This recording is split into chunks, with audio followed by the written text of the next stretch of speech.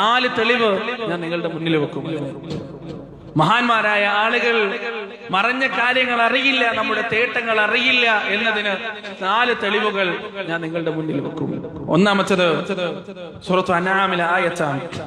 അല്ലാഹു സുബ്ഹാനഹു വ തആല പറയുന്നു, ഖുൽ ലാ അഖൂലു ലക്കും ഇൻദി ഖസാഇനുല്ലാഹ് വലാ അഅലമുൽ ഗൈബ് വലാ أقول لكم إني ملك إن أتبع إلا ما يوحى إلي إن أنا إلا نذير وبشير لقوم يؤمنون قل نبي പറയുക لا أقول لكم عندي خزائن الله അല്ലാഹുവിന്റെ ഖജനാവിന്റെ കയ്യിൽ ഉണ്ടെന്ന് ഞാൻ പറയുന്നില്ല. വലാ അഅലമുൽ ഗൈബ് എനിക്ക് അദൃശ്യകാര്യങ്ങൾ അറിയാനും കഴിയില്ല. ആരോട് പറയാൻ പറഞ്ഞതാണ്? റസൂലിനോട് പറയാൻ പറഞ്ഞതാണ്. ആര് പറയാൻ പറഞ്ഞതാണ്? അല്ലാഹു പറയാൻ പറഞ്ഞതാണ്. ഒന്നാമത്തെ തെളിവ്.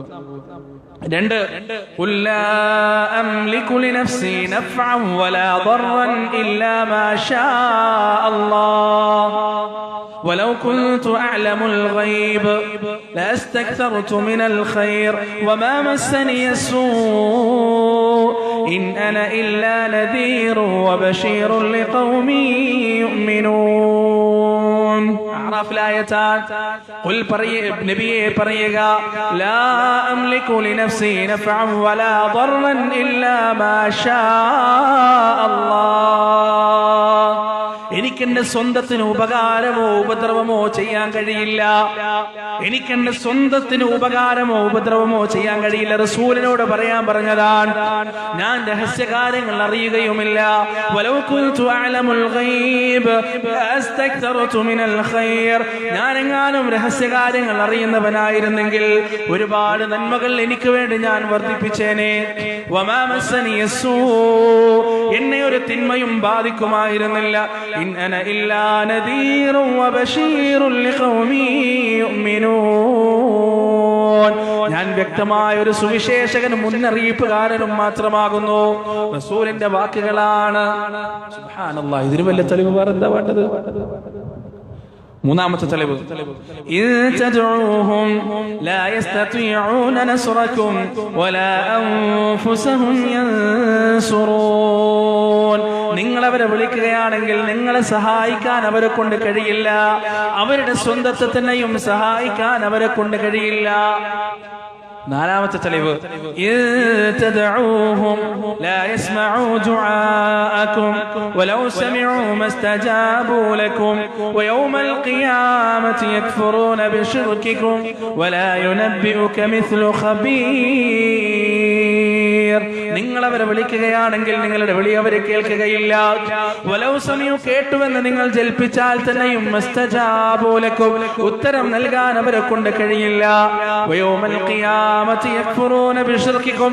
നാളെ ഖിയാമത്ത് നാളിൽ വിളിച്ചവരും വിളിക്കപ്പെട്ടവരും പരസ്പരം കണ്ടുമുട്ടുന്ന ദിവസം നിങ്ങൾ ചെയ്ത ശിർക്കിനെ കുറിച്ച് അവരതാ നിഷേധിച്ച് തള്ളുകയാണ്.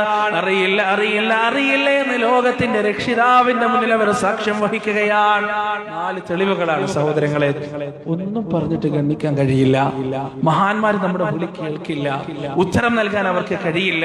മൊയ്തീൻ ശൈഖ് നമ്മുടെ വിളി കേൾക്കില്ല. വല്ലേ നീലത്തിന്നും എന്നെ വിളിപ്പോർക്ക് വായ്കൂടാതു തീരം നൽകും ഞാനെന്നോവ. ആര് പറഞ്ഞതാണ്? മൊയ്തീൻ ശൈഖ് പറഞ്ഞുവെന്ന് പറഞ്ഞിട്ട് അദ്ദേഹത്തിന്റെ പേരിൽ ആരോപിച്ച കാര്യമാണ്. ഈ ആരോപണം പറയുന്നു ലോകത്ത് എവിടെ വെച്ച് വിളിച്ചാലും ഏത് ഭാഷയിൽ വിളിച്ചാലും ആര് വിളിച്ചാലും ബഗ്ദാദിൽ മൺമറഞ്ഞു കിടക്കുന്ന മൊയ്തീൻ ശൈഖിന്റെ സവിധത്തിലേക്ക് ആ വിളിയെത്തുമെന്ന് ഇവിടെയുള്ള ആളുകൾ അവകാശപ്പെടുമ്പോ പരിശുദ്ധ ഖുർആൻ പറയുകയാണ്, നിങ്ങൾ അവരെ വിളിക്കുകയാണെങ്കിൽ ലാ യസ്മഉ ദുആഅകും, നിങ്ങളുടെ വിളി അവരെ കേൾക്കുകയില്ല.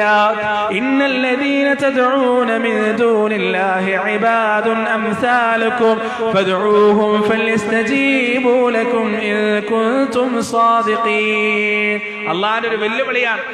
അവരെ പോലെയുള്ള അടിമകളെയാണ് വിളിച്ചുകൊണ്ടിരിക്കുന്നത്. അവർക്ക് ഉത്തരം നൽകട്ടെ.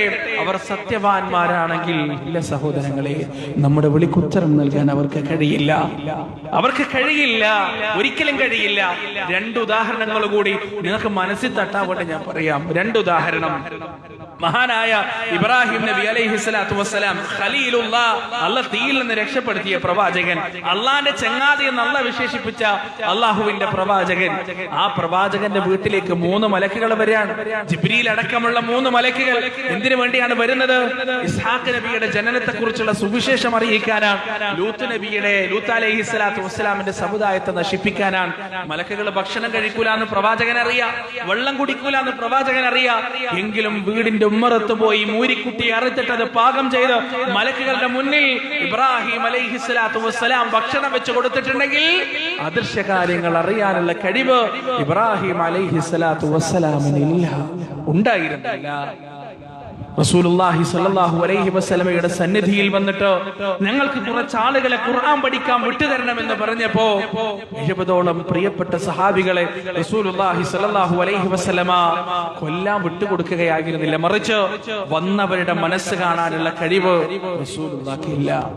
ഹൃദയം കാണാനുള്ള കഴിവ് അല്ലാഹുവിന്റെ കഴിവാണ്. അത് റസൂലുള്ളാഹിക്ക് അല്ലാഹു നിരുപാധികം വിട്ടുകൊടുത്തിട്ടില്ല. അതുകൊണ്ട് 70 സഹാബികൾ കൊല്ലപ്പെട്ടു. സുബ്ഹാനല്ലാഹ്. കുപ്പിയകത്തുള്ള വസ്തുവിനെ പോലെ കാൺമാ ഞാൻ നിങ്ങളുടെ കൽബകം എന്നോവർ. കുപ്പിക്കകത്തുള്ള വസ്തുവിനെ പോലെ നിങ്ങളുടെ ഹൃദയാന്തരങ്ങളിൽ എന്താണെന്ന് കാണാനുള്ള കഴിവെനിക്കുണ്ടെന്ന് മൊയ്തീൻ ശൈഖ് പറഞ്ഞതായി ഒരുപാട് നാളായി നമ്മളെ പാടാൻ തുടങ്ങിയിട്ട്. പക്ഷേ പരിശുദ്ധ ഖുർആനിന്റെ ആയത്തുകൾ ആ ഒരു വരിയെ എതിർക്കുന്നു എന്ന വിവരം മുസ്ലിമേ നമുക്കുണ്ടായിട്ടുണ്ടോ? യഅലമു ഖായിനത്തുൽ അയുൻ വമാ തുഖ്ഫി സുദൂർ. കണ്ണിന്റെ കട്ടുനോട്ടങ്ങളും ഹൃദയത്തിന്റെ മന്ത്രങ്ങളും അറിയുന്നവൻ അല്ലാഹുവാണ്. വഇൻദഹു മഫാത്തിഹുൽ ഗൈബ് ലാ യഅലമുഹാ ഇല്ലാ ഹു വയഅലമു മാ ഫിൽ ബർരി വൽ ബഹർ വമാ തസ്ഖുതു മിൻ വറഖത്തിൻ ഇല്ലാ യഅലമുഹാ വലാ ഹബ്ബത്തിൻ ഫീ ദുലുമാതിൽ അർദി വലാ റത്ബ് വലാ യാബിസിൻ ഇല്ലാ ഫീ കിതാബിൻ മുബീൻ. അദൃശ്യത്തിന്റെ താക്കോൽ അല്ലാഹുവിന്റെ കയ്യിലാണ്. അതവനല്ലാതെ മറ്റാരും തന്നെ അറിയില്ല, ആർക്കും അവൻ അറിയിച്ചു കൊടുക്കുകയില്ല. ഇതൊക്കെ ഖുർആൻ പഠിപ്പിക്കുന്ന കാര്യമാണ്. നമ്മൾ മൊയ്തീൻ ശൈഖേ എന്ന് 1000 വട്ടം വിളിച്ചിട്ട് കാര്യമില്ല.